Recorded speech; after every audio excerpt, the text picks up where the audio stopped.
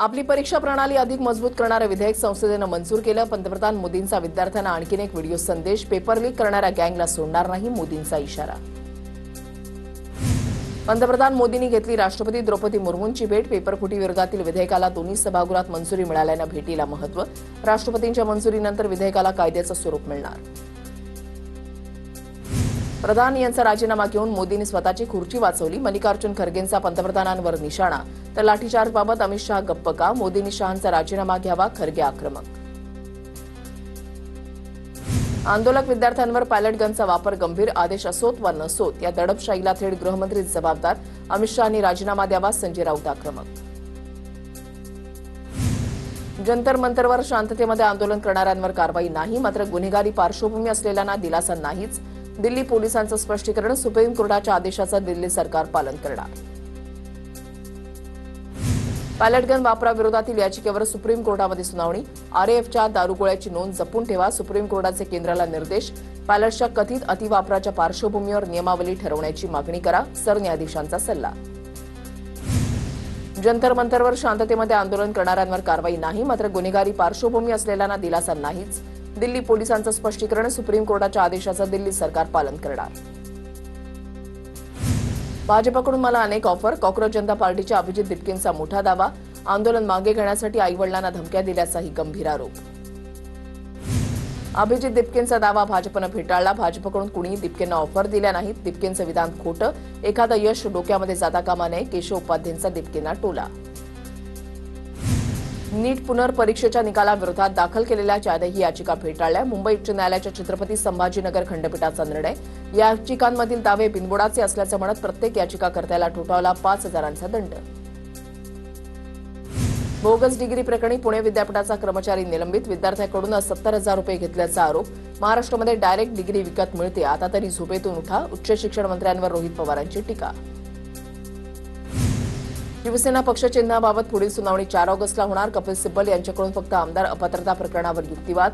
आमचं म्हणणं आधीच ऐकलं असतं तर शिंदेंचं सरकार कधीच आलं नसतं। ठाकरेंचे वकील कपिल सिब्बल यांचा कोर्टामध्ये युक्तिवाद। वाशिम जिल्ह्यातील शिंदे सेनेच्या सर्व कार्यकारिणी बरखास्त। उपमुख्यमंत्री शिंदेंच्या आदेशानुसार कारवाई। शिवसेना, युवा सेना, महिला सेना आणि अंगीकृत संघटनांच्या कार्यकारिणी विसर्जित। बीएमसीच्या अभियंत्याला मारहाण प्रकरणी अनिल परबांची निर्दोष मुक्तता। सदानंद परब यांच्यासह इतर सर्व आरोपी निर्दोष। सत्र न्यायालयाचा दिलासा। जून 2023 मध्ये वांद्रे पूर्वमधील ठाकरेंची शाखा पडल्यावरून अभियंत्याला मारहाण झाली होती। सांगलीच्या ईश्वरपूर नगराध्यक्षांवरील अपात्रतेची कारवाई स्थगित। नगराध्यक्ष आनंदराव मलगुंडे यांना मोठा दिलासा। नगर विकास विभागाकडून अपात्रतेला स्थगिती। पुणे नाशिक महामार्गावर चाकणमध्ये मोठी वाहतूक कोंडी। अनेक प्रवासी आणि कामगार वाहतूक कोंडीमध्ये अडकले। वाहनांच्या लांबच रांगा। मुख्यमंत्री फडणवीसांच्या अध्यक्षतेखाली महाराष्ट्र विमानतळ विकास कंपनीच्या संचालक मंडळाची बैठक। महाराष्ट्राच्या विमानतळ विकासाला वेग। पुरंदर शिर्डीसह महत्त्वाचे प्रकल्प वेळेमध्ये पूर्ण करण्याचे निर्देश। राज्यामध्ये उद्यापासून मासेमारीला परवानगी, मात्र 12 सागरी मैल क्षेत्रामध्ये 15 ऑगस्टपर्यंत बंदी कायम। नियम मोडल्यास कडक कारवाई होणार, मत्स्य व्यवसाय विभागाचा इशारा। धाराशिवच्या परंडा तालुक्यामधल्या सोनारीमध्ये शिक्षक नसल्यानं ग्रामस्थांचं आंदोलन। आमदार तानाजी सावंत यांच्याकडून आंदोलनाची दखल। शिक्षणाधिकाऱ्यांना फोन लावत तत्काळ शिक्षक देण्याच्या सूचना। भिवंडीच्या नारपोली इथल्या इमारतीचा अर्धा भाग कोसळला। ढिगाऱ्याखाली 4 ते 5 जण अडकल्याची भीती। इमारतीच्या पिलर दुरुस्तीचं काम सुरू असताना दुर्घटना। एनडीआरएफचं पथक घटनास्थळी, बचावकार्य सुरू। यवतमाळ जिल्ह्याला आज पावसाचा रेड अलर्ट। रेड अलर्टच्या पार्श्वभूमीवर जिल्ह्यातील शाळांना सुट्टी जाहीर। जिल्हा प्रशासनाचा निर्णय। ठाणे, पालघर आणि रायगडला आज पावसाचा ऑरेंज अलर्ट, तर मुंबईला येलो अलर्ट। समुद्र किनाऱ्यावर 50 ते 60 किलोमीटर प्रति वेगानं वारे वाहण्याची शक्यता। विदर्भातील पाऊस आजपासून कमी होण्याचा अंदाज। पुढील 24 तास विदर्भातील 6 जिल्ह्यांमध्ये मुसळधार पावसाची शक्यता। यवतमाळ आणि अमरावतीसाठी रेड अलर्ट। अमरावती जिल्ह्यामध्ये मुसळधार पाऊस। मेळघाटमधील सिपना नदीला महापूर। 20 ते 25 गावांचा संपर्क पूर्णपणे तुटला। वाहतूक ठप्प। पूर्णा नदीचे 3 दरवाजे उघडल्यानं नदी नाल्यांना पूर आलाय।